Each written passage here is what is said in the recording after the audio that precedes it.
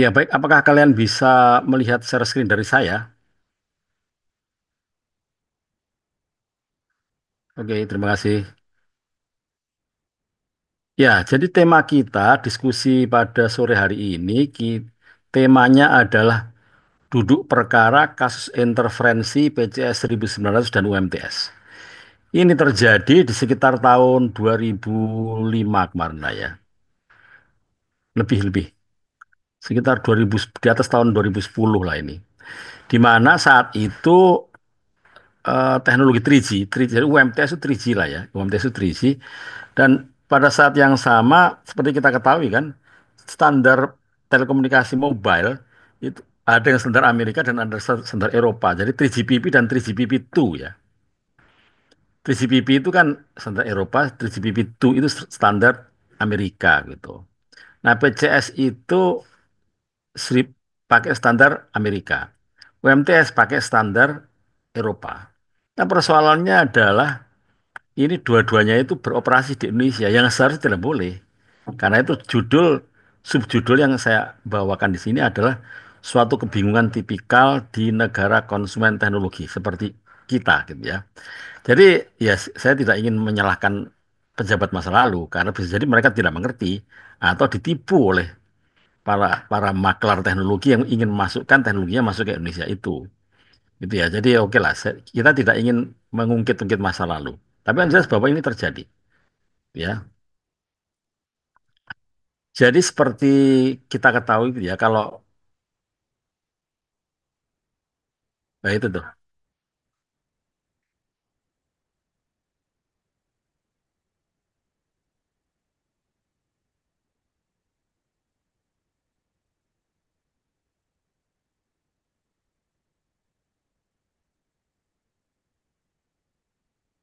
ini naik web balik ini ya balik ketepaan. Eh, pokoknya ngontak aku ya.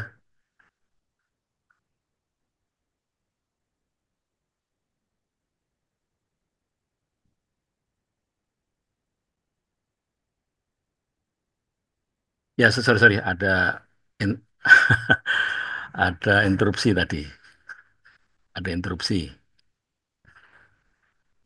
Ya, kita lanjutkan. Jadi ya tadi interupsi istri saya akan nganter mebel ke rumah anaknya.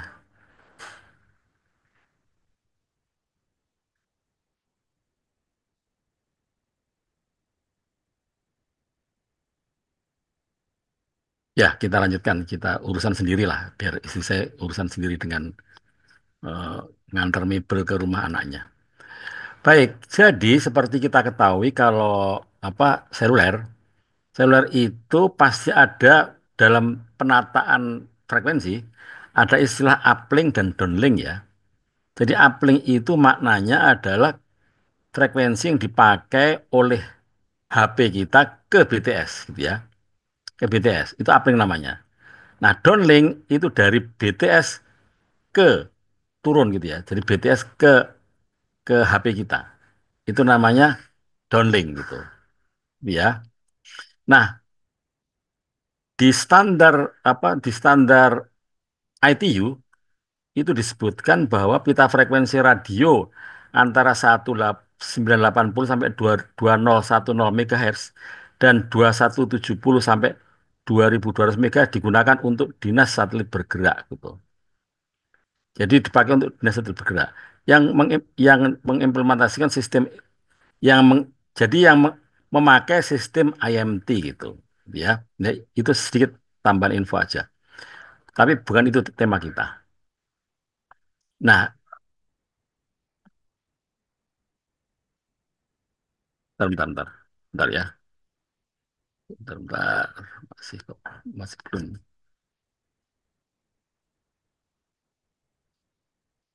Bentar.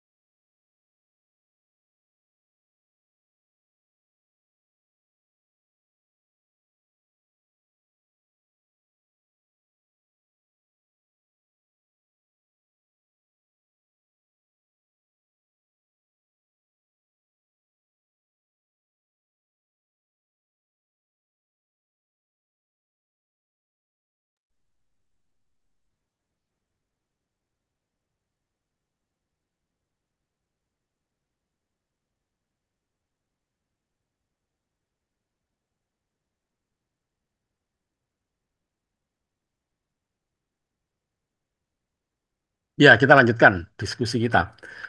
Apakah bisa mendengar suara saya?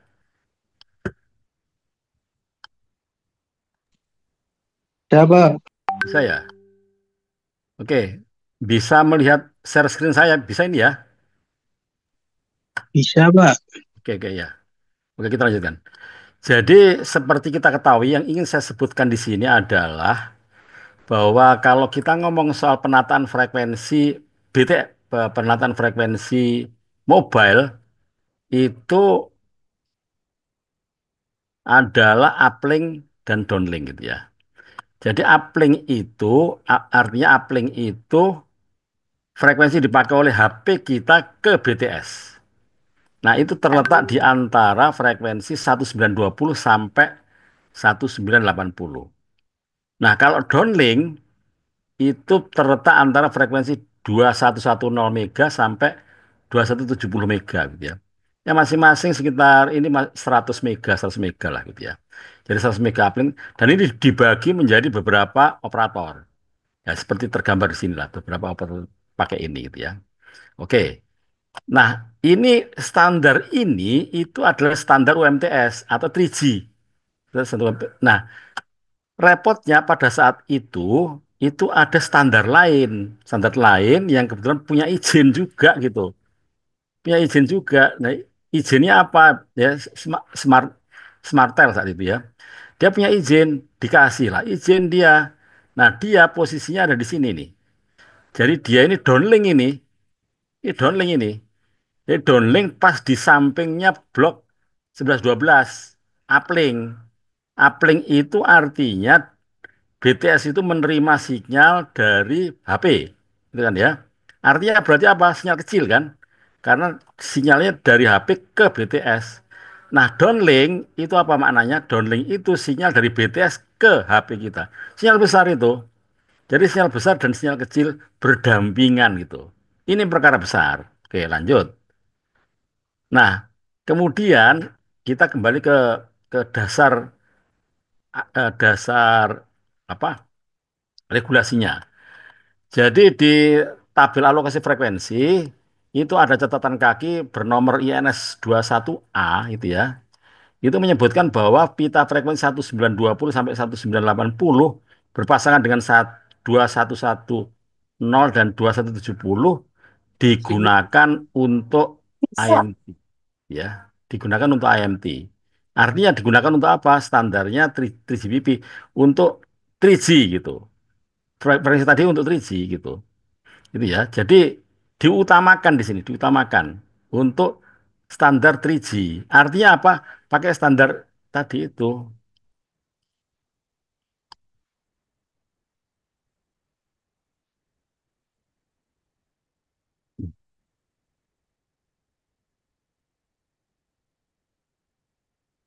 Ini kan 1920 jadi berapa? Ini ya 1920 sampai 1980 dan 2110 mana? Ini 2110 sampai 2170. 2170. Ini ya. Ini dipakai untuk standarnya ini dipakai untuk standarnya eh, 3G namanya UMTS gitu.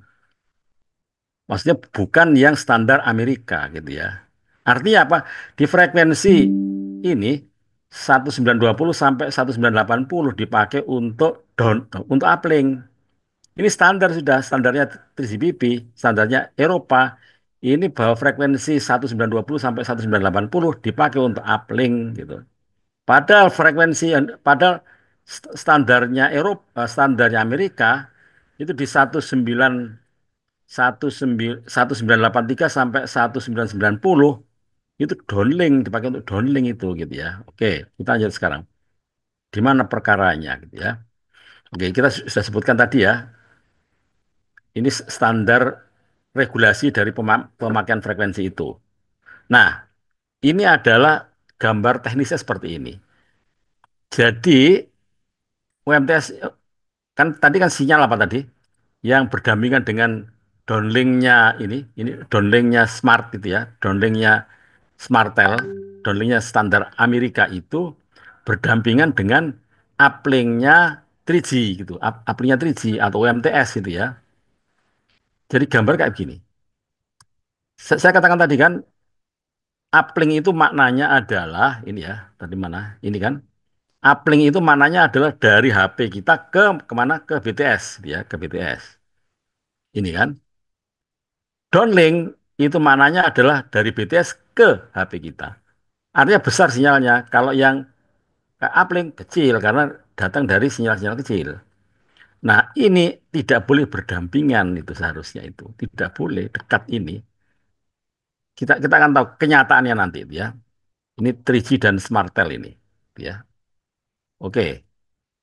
Nah, sekarang kita lihat sekarang penerima UMTS. Jadi yang 3G ya, penerima UMTS. Memang pada kenyataannya penerima UMTS itu yang tadi penerima UMTS yang di apa di BTS tadi ya, BTS yang menerima sinyal dari HP kita. Itu ini adalah filternya, respon filter yang filter, respon filter yang resmi dari pabriknya gitu. Jadi tidak boleh diubah-ubah. Itu dia flat memang harus flat ya. Jadi sepanjang frekuensi yang dipakai itu harus flat terus itu sampai dia turun mulai turun itu bahkan baru di berapa ini dia turun itu ya. Artinya di dua itu berapa? Dua itu di 1983191 ini ya. Ini masih ada terus lah gitu. Masih ada terus. Ini maknanya apa? Maknanya adalah ini. Bentar, sih. Mas ini ya. Kita lihat tadi di frekuensi katakanlah di 1990. Mana 1990 supaya enggak bingung ya. 1990. Saya lihat frekuensi ini ya. 1990. Itu kalau digambar 1990. Ya di sini lah, di sini. Gitu ya. Jadi pas di daerah pemancar ini belum turun itu si respon filternya masih ada. Jadi artinya apa? Sinyal berasal dari pancarannya si downlinknya PCS ini itu akan terkena, akan berdampak pada ini, pada sistem penerimanya 3G gitu ya. Karena apa? Dia baru turun di sini, di daerah, justru di daerah yang paling panas di sini dia belum turun gitu loh. Karena di sini kan, dia belum turun, masih ada sinyal di sini gitu. Apalagi kalau yang di sini, ini di frekuensi berapa? 1983 katakan ya. 1983 itu di mana? Coba kita lihat. 1983. Nah, di sini masih. Jadi belum turun dia gitu. Ini 19, oh di sini 1983 itu. Jadi masih di daerah panasnya ini filternya tapi justru filternya itu masih belum belum turun responnya gitu. Ini kan 1983 ini. Belum turun. Nah, kalau sudah begitu artinya bahwa ini akan terganggu semua ini. Ini responnya filter semua ini loh. Itu mempunyai respon filter yang sama gitu. Mana tadi? Ini. Jadi dia mempunyai respon filter yang sama sampai di sini tadi itu kan. Artinya masih ada gitu loh. Sinyal sinyal besar di sini gitu ya. Nah, ini pada kenyataannya di rooftop gitu ya, di rooftop.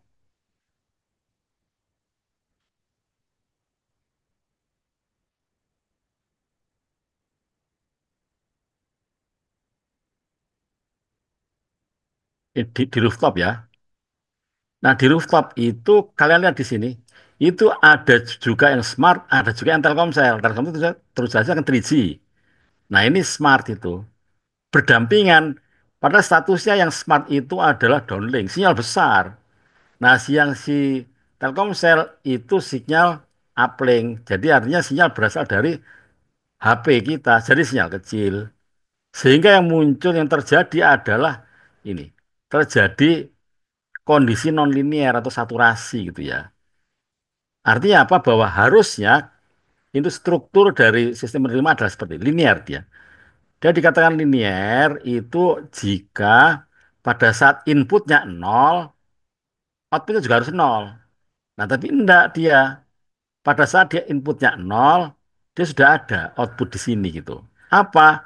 Sinyal sampah tadi itu gitu loh. Sinyal sampah dari mana? Ya dari si smart tadi itu, smart tel tadi itu, gitu ya.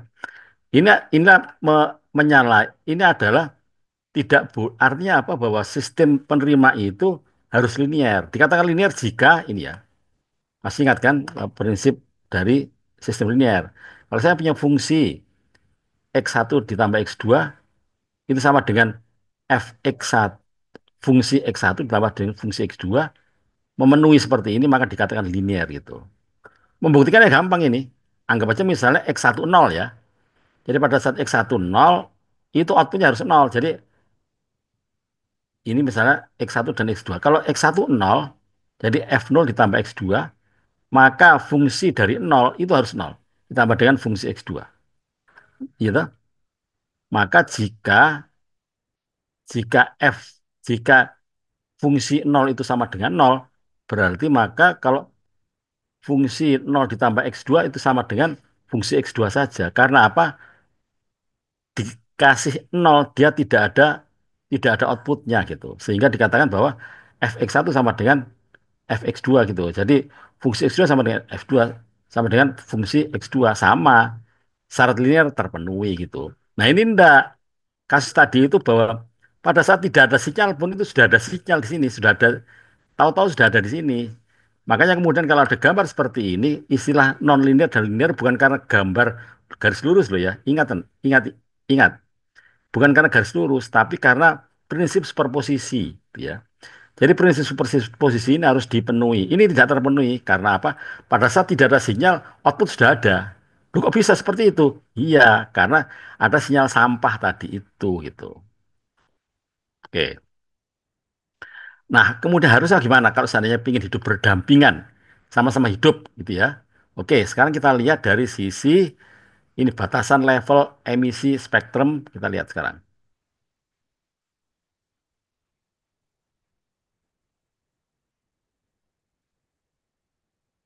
Kita lihat ya. Jadi kalau di sini ini ada BTS-nya PCS itu ya. Ini transmit ya. Jadi transmit itu dia harus pada frekuensi 1980 dia harus punya sudah turun sebesar 79 desibel gitu. Karena apa? 1980 sudah ada orang di sini. Apa? Sistem 3G tadi itu gitu loh. Jadi artinya dia harus punya kemampuan untuk turun seperti ini, gitu ya. Kenapa harus seperti ini? Karena di standarnya 3GPP, standarnya yang Eropa tadi, bu, dikatakan boleh dipakai, boleh di suatu daerah dengan dengan derajat noise minus 47 desibel per 100 kilo baru bisa.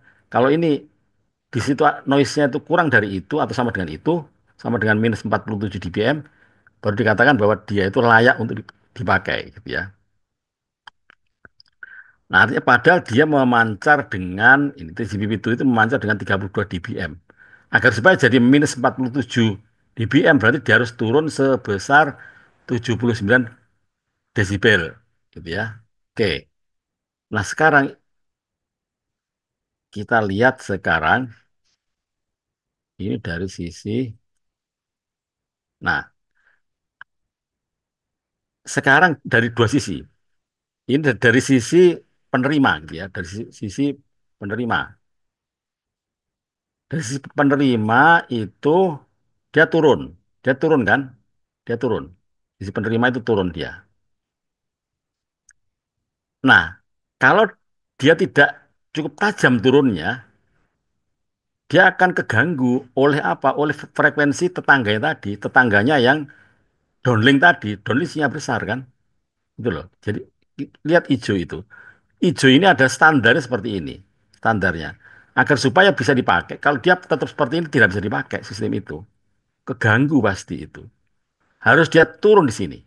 Gitu ya, turun. Ini seharusnya turun di sini. Jadi dia harus punya filter yang pada saat frekuensi ini frekuensi 1980 dia turun. 1983 dia sudah di posisi paling bawah, gitu ya. Posisi posisi paling bawah, paling bawahnya posisi noise faktornya dari PCS, gitu, dari smart tadi itu, gitu ya. Nah, ini persoalan seharusnya gitu.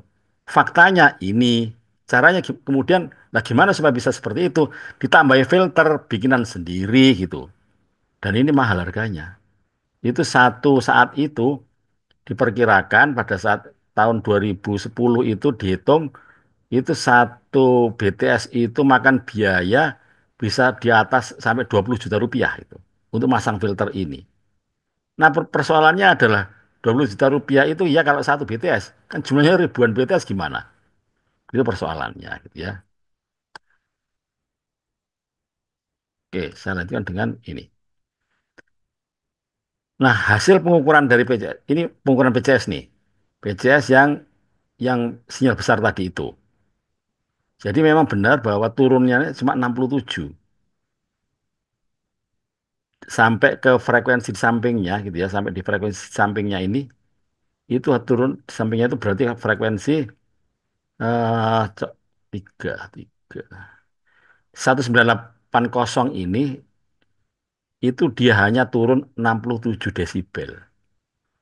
Padahal yang dipersyaratkan adalah sampai 79 desibel tadi itu. Untuk full power ya, untuk full power seperti itu. Artinya apa ya? Perlu tambahan filter juga, baik yang dari sisi pemancar, baik dari sisi PCS maupun dari sisi Kopi goncengan. Heeh. Awas mau pilih aku tuh tau.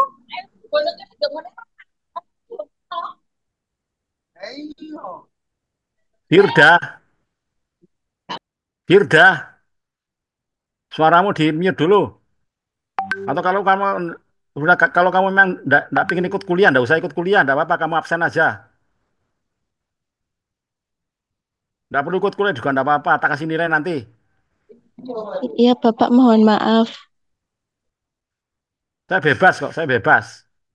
Hanya orang-orang yang pengen pengen belajar saja ikut saya nanti. Tak kasih nilai nanti. Besar nilainya. Minimum B kok saya. Enggak ada ruginya kamu tidak ikut saya, enggak apa-apa. Kalau ingin tambahin ilmu ya ayo ikut saya. Oke ya? Oke, saya lanjutkan sekarang. Ini kasus penting, Rek. Karena sebagai orang telekomunikasi, apalagi kalau mungkin di antara kalian sudah ada yang kerja di di operator telekomunikasi, kejadian ini benar terjadi, pernah terjadi tahun 2010-an. Tuh. Kenapa sampai saya angkat di sini? Karena memang saat itu saya termasuk tim untuk menyelesaikan persoalan ini, gitu. Oke ya, ini dari sisi apa tadi? Sisi PCS, jadi dari sisi pemancarnya. Oke. Oke. Kemudian dari sisi penerimanya sekarang. Penerimanya itu berarti sisi 3G-nya ya. Nah, 3G-nya itu kita lihat di sini kan, dua itu berarti frekuensi berapa? Ini 1983,125 mega ini belum turun. Padahal smart sudah ada di sini. Ini pemancarnya smart ini. Artinya apa? Keganggu semua ini. Keganggu semua ini gitu loh. Ya, ganggu semua. Jadi kalau ada pertanyaan kalian misal, loh, lah kalau artinya tidak boleh ada, iya memang tidak boleh ada di sini. Ini harus kosong daerah ini memang. Jadi standar 3G atau 3GPP di sini memang harus kosong. Karena itulah kemudian dipakailah dipakailah filter seperti ini gitu ya. Filternya seperti ini. Jadi filter standar ini. Terus tadi kan kemudian saya sampaikan tadi, memang ada upaya dari beberapa operator ini menambah filter sendiri, tapi 20 juta, Rek. 20 juta itu satu BTS. Jadi harga filter dan harga manjatnya lah, harga masangnya. Nah, kalau berapa ribu BTS apa ya? Ya artinya mikir 10 kali lipat lah para operator itu untuk masang. Ini usulan saya sebenarnya, dulu itu usulan saya. Nah, persoalannya adalah duit 20 juta itu tidak ada yang berani ngeluarin. Baik dari sisi PCS-nya maupun dari sisi 3G-nya gitu. Padahal kan sudah saya katakan, dua-duanya harus modal filter itu. Kita kembali ke ini ya. Ini kan, dua-duanya harus modal filter. Jadi PCS ini harus benar-benar turun dia. Jadi sejak 1983, frekuensi 1983,125 itu turun setinggi 79 desibel gitu. Ini perlu tambahan filter gitu ya, perlu tambahan filter. Kemudian yang penerima juga begitu. Yang defaultnya, jadi asli dari pabrik yang langsung dipasang itu hijau ini. Nah, keganggu pasti karena apa? Ini adalah pemancar ini. Jadi kalau keping tidak keganggu, ya bikin yang curam. Tambahan filter di sini, gitu. Mahal harganya saya sudah katakan tadi. Ya, oke. Nah ini gambar seperti inilah gambarannya. Ini di apa? Di rooftopnya gedung di rooftop gedung di Bogor, dari Bogor. Ini memang dulu masih ingat di tahun 2010-an ya, semua kan berlomba-lomba untuk bikin BTS di rooftop tuh. Nah, ya celakanya sistem ini tidak kompatibel. Yang satu pakai standar Eropa, yang satu pakai standar Amerika, tidak kompatibel. Tidak kompatibel di mana? Penataan frekuensinya. Penataan frekuensi tidak kompatibel, sudah kita bahas di depan tadi kan. Itu. Jadi kesimpulannya seperti ini, kesimpulannya. Jadi bahwa kasus intervensi bersumber pada dua pihak. Ya toh? Kenapa sampai terjadi interferensi seperti itu? Jadi via operator PCS atau smart ya sekarang itu memiliki level spurious emission yang tinggi. Iyalah, tidak apa-apa, memang seperti itu kondisinya. Kemudian via operator UMTS atau TG memiliki respon frekuensi penerimaan tidak tajam. Iya, memang itu standarnya dia memang. Jadi artinya dengan di sebelahnya itu ada ini ada ada BTS PCS 1900 berarti pu- kondisi dari UMTS itu menjadi karena ada sinyal asing kan. Apa sinyal asingnya ini? Sinyal downlink ini. Dikata sinyal asing karena memang tidak ada di standar itu. Wah, harusnya tidak ada kok. Kan gitu ya. Maka dikatakan dia non-linear. Karena sudah non-linear, sistem ini nggak bisa dipakai gitu. Dikatakan non-linear jika tidak ada sinyal, tahu-tahu sudah ada output. Itu namanya non-linear itu ya. Nah, kemudian operator yang alokasi blok frekuensi di saat 11-12 itu berarti kan di sini. Di 11-12 itu ini ya. Jadi pas di sampingnya downlinknya Smartel ya.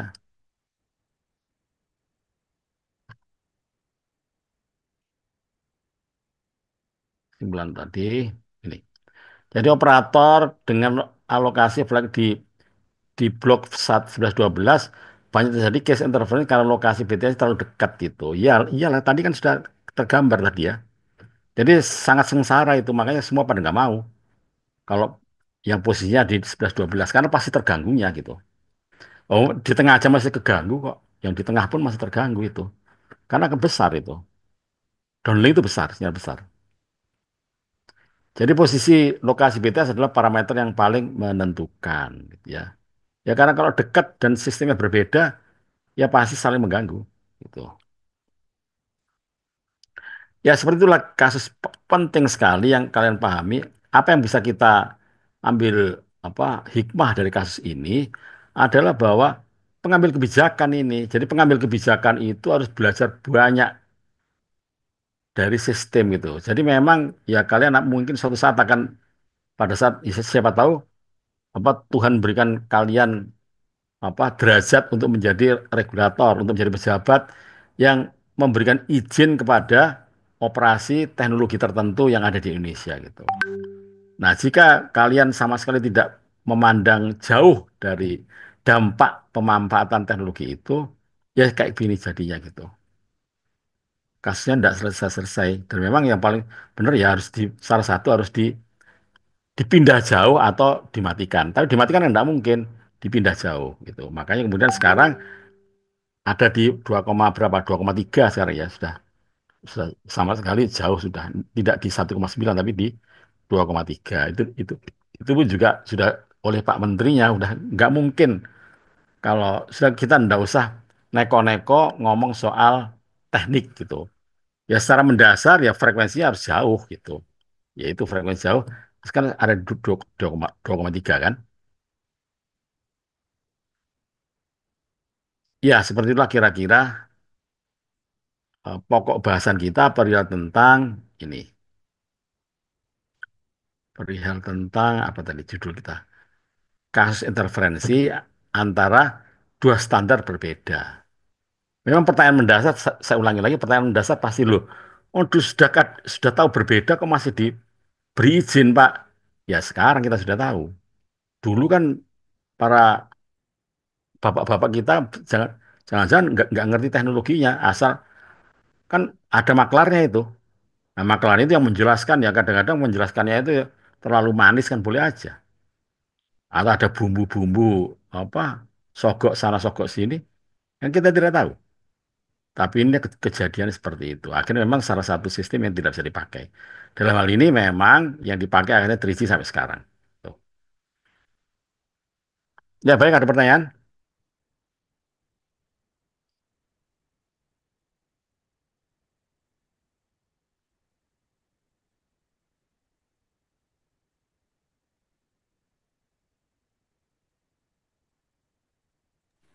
Izin bertanya, Pak. Ya silakan. Kamu Eh, kurang keras ya, kurang keras ya. Baik, Baru Pak. sudah. Izin tanya, Oke ya kasus sudah cukup seperti keras ya. ini apakah pernah terjadi di luar Indonesia ya, Pak? Pertanyaan baik. Pertanyaan sangat baik. Pertanyaan saya baik. Saya tidak pernah mendengarnya, itu, Rek. Tidak pernah mendengarnya. Jadi artinya Indonesia itu bisa jadi kita itu terlalu terbuka gitu ya, terlalu terbuka, terlalu demokratis gitu mungkin ya. Saya tidak pernah mendengar itu. Makanya ketawa semua mereka itu. Jadi kan kita sering diskusi dengan pada saat kita rapat-rapat ITU itu ya di Jenewa sana, mereka juga mendengar ada kisah seperti ini gitu loh. Lo kok bisa-bisanya sistem yang berbeda kok dikasih izin sama-sama dikasih izin itu. Jadi mohon maaf saya tidak bisa menjawab itu. Ya, jawaban saya memang tidak ada. Makanya kemudian kan saya bilang di sini subjudulnya suatu kebingungan tipikal di negara konsumen teknologi. Kamu nanya tadi kan, apakah ada Pak? Tidak ada. Malu kita itu, malu, malu. Artinya bapak-bapak kita itu tidak kurang belajar lah, kurang belajar. Itu aja lah. Itu yang terjadi. Ya solve sih kasusnya, solve. Ini hapus karena sudah tidak ada lagi operasi telekomunikasi di 1900, tidak ada. Ini sudah dipindah ke 2300, dikasih frekuensi baru oleh Pak Menteri saat itu. Tidak apa-apa, tidak perkara itu. Itu jawaban saya. Pak, Oke, ya tapi silakan. gini, Pak. Ya, Kan 3G di Indonesia kan sekarang kan udah dimatiin semua, Pak. Nggak ada sama sekali. ya. Tapi Terus sebenarnya kemudian, kalau di luar Indonesia gitu, 3G itu masih sering dipakai atau gimana ya? sebentar. Kamu harus memahami bahwa 3G itu kan standar yang ada di Eropa kan. Iya, 3G itu dulu kan ada 2G, ada 3G, sekarang 4G, nanti iya 5G, betul. gitu ya. Saya pernah bercerita tentang istilah refarming kan ya. Refarming, pernah dengar? Uh, Sepertinya saya belum pernah dengar sih, Pak. Ya, refarming itu harusnya saya cerita ya. Oke. Jadi di dalam operasi telekomunikasi itu si regulator itu pasti mempunyai kebijakan refarming. Apa itu refarming? Refarming itu kalau dari pengertiannya apa refarming itu kira-kira Nek? Kamu coba jawaban apa aja sepengetahuanmu? Istilah refarming. Jawaban apa aja sudah sepengetahuanmu? Farming oh farming. Petani, petani itu loh. Iya, Pak. Cocok tanam. Farming kan bercocok tanam gitu, berkebun, Pak. Berarti Iya, masuk dari berkebun. farming, lagi pembabatan gitu, Pak. Bukan refarming itu ditanami dengan tanaman yang lain gitu loh. Oh, iya, Pak, iya, Pak, iya, Pak. Iya toh, Iya, ditanami iya. dengan tanaman yang Hmm, lain. siap. Nah kalau dulu 3G kan sekarang jadi 4G. Iya. Standarnya sama, Rek. Sama standarnya. Posisi dari uplink dan downlinknya sama, tetap sama gitu. Cuma dia lebih kenceng. Kenapa lebih kenceng? Ya karena memang sistem modulasinya lebih lebih besar gitu. Kalau dulu maksimum hanya QAM 4 ya, sekarang bisa bisa 16, bisa 64 gitu. Sistem modulasi digitalnya sehingga bisa lebih kenceng.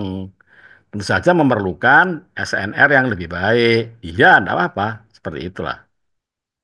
Jadi ada istilah refarming itu. Jadi refarming itu frekuensi yang sudah dipakai oleh teknologi lebih lama dipakai lagi tapi dengan teknologi yang lebih baru. Sehingga kecepatan bisa lebih tinggi. Gitu ya. Nah sekarang kan 3G, 3G sudah tidak ada memang, sudah tidak ada, sudah lama tidak ada. Kan sekarang sudah sudah konvergen antara internet dengan mobile. Mobile phone sudah. Jadi sekarang itu status dari internet dari mobile phone sama dengan internet. Jadi standarnya sama dengan pakai IP semua itu, IPv semua. Itulah yang namanya konvergensi. Konvergensi antara teknologi internet dan teknologi mobile. Itu jawaban saya. Silakan kalau ada pertanyaan lain. Siap, siap, siap, Pak. Cukup. Terima kasih, Pak. Ya, yang lain silakan.